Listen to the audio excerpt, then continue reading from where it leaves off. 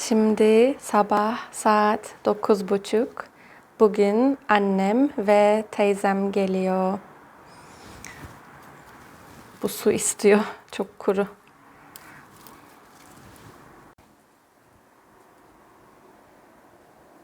Annem ve teyzem öğlen geliyorlar.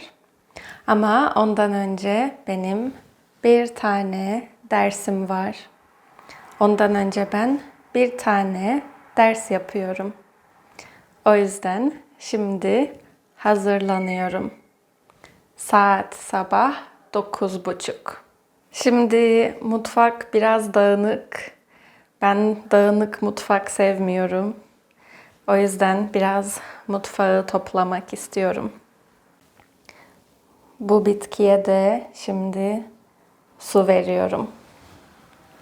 Bu bitkiye mutfakta su veriyorum.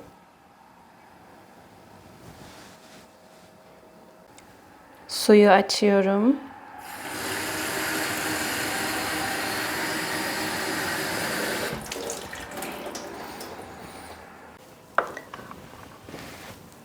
Mutfağı toplamak için yüzükleri çıkarıyorum. Çünkü böyle daha rahat.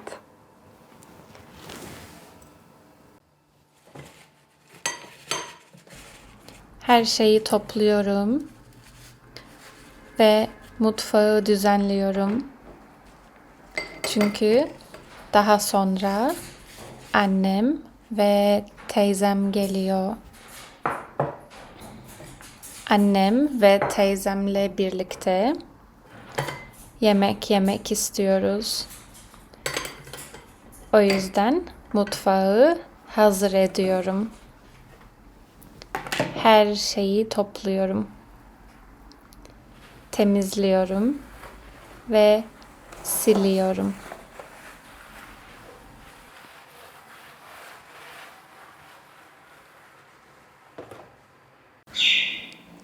Şimdi mutfak temiz. Bu dünkü çayım.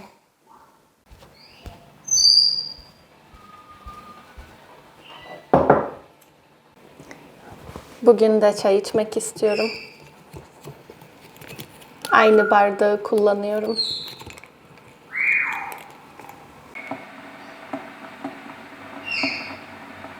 Şimdi kettle'da çay için su kaynıyor. Ben de onu bekliyorum.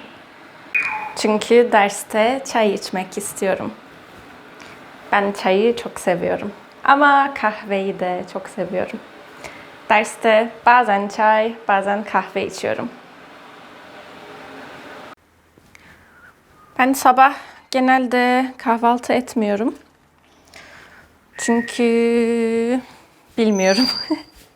Neden kahvaltı etmiyorum? Öyle daha rahat geliyor. Genelde kahvaltı etmiyorum. Ama bazen yulaf yiyorum sabah. Ama bu aralar sabah kahvaltı etmiyorum. If you have enjoyed the video so far and if you feel like you have benefited from it, then that makes me very happy. And this is a very good time for you to click the like button to show me your support. You should also subscribe to the channel for more Turkish listening practice. I post videos on a regular basis. If you subscribe, you don't miss them. Poşet çayı açıyorum. Poşeti çıkarıyorum. Ve bardağa koyuyorum. Ondan sonra üstüne su koyuyorum. Üstüne sıcak su koyuyorum.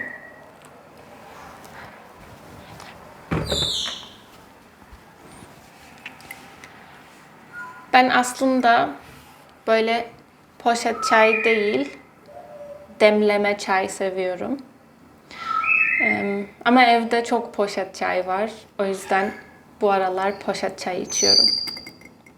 Ama bence demleme çay daha lezzetli, daha güzel. Çayı alıyorum ve gidiyorum.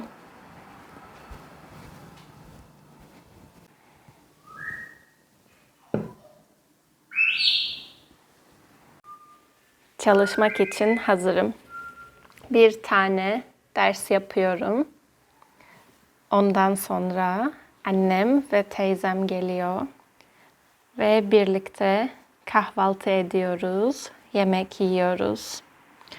Onlar gelmeden önce markete uğruyorlar ve marketten domates ve ekmek alıyorlar.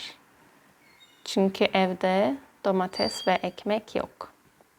Erken saatte ders yapmak bence çok iyi. Çünkü ben erken saatlerde daha enerjik, daha aktif, daha böyle uyanık oluyorum. Çünkü erken yatıyorum ve erken kalkıyorum. O yüzden akşam uykum geliyor. Enerjim düşüyor ve daha uykulu, daha böyle yavaş oluyorum. O yüzden sabah dersleri benim için çok iyi. Sabah derslerini çok seviyorum. Ama bu dersim çok erken değil. Bu dersim saat 10.30'da başlıyor. Annemler geldi. Annem kahve yaptı. Türk kahvesi. Sade Türk kahvesi. Kahveleri götürüyor şimdi. Ellerine sağlık. Çok teşekkür ederim. Afiyet olsun. Kahve keyfi. Evet. Sabah kahvesi. Evet, vazgeçilmezimiz. Her zaman için mis gibi kokuyor. Bunun köpüğü biraz az. Günün en güzel saatleri. Kahve saati. Oo, evet. Üstüne bir şey giy de gel.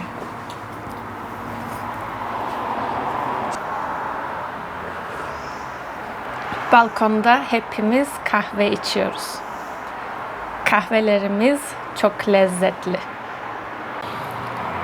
Evet, kahveleriniz lezzetli mi? Hem de nasıl. Vazgeçilmez Türk kahvesinin lezzeti hiçbir şeye benzemez. Türk kahvesinin en önemli özelliği. Ben içerideyim. Annemler dışarıdalar. Balkondalar. Balkon çok soğuk. Ben balkonda oturmak istemiyorum. Onlar balkonda kahve içiyorlar. Ben içeride kahve içiyorum. Balkonda sohbet ediyorlar ve kahve içiyorlar. Türk kahvesi içiyorlar. Daha sonra annemler de balkondan geliyorlar. Birlikte sohbet ediyoruz, oturuyoruz, konuşuyoruz ve gülüyoruz. Şimdi karnımız aç, o yüzden yemek hazırlıyoruz. Yemek yapıyoruz. Yemekte tavuklu sandviç var. O yüzden annem şimdi ekmekleri kesiyor. Bir tatlı oluyor.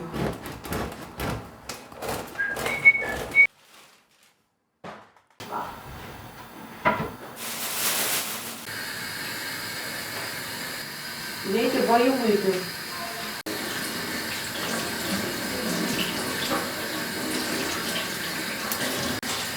Annem şimdi sandviç için marul yıkıyor. Çünkü sandviçe marul koymak istiyoruz.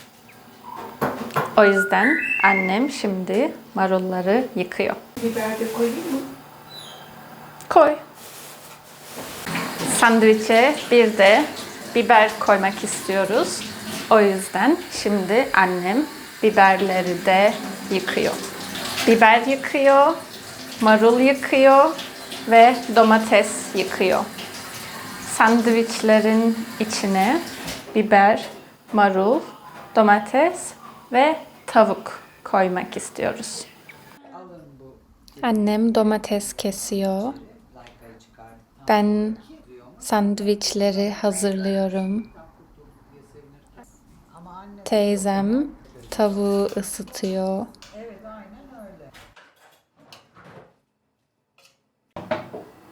Turşu geliyor. Turşuyu açıyoruz. Bu turşular çok güzel. Domates turşusu. Ama acı. Sever misin? Evet. Oy. Çok mu oldu?